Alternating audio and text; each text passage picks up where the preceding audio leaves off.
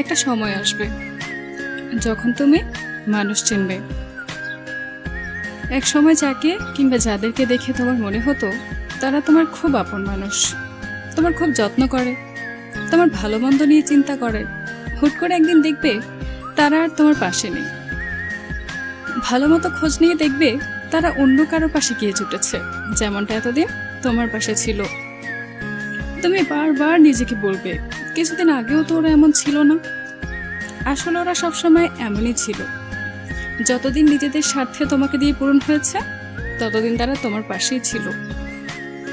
যেদিন ওরা তোমার থেকে বেটার কাউকে পেয়েছে অমনি ওরা সরে গেছে। দিন শেষে ওটা তোমারই ভুল, তুমিই ভেবে বসেছিলে তুমি আসলে কারো জীবনে স্থায়ী ভেবে জায়গা পেয়ে গেছো।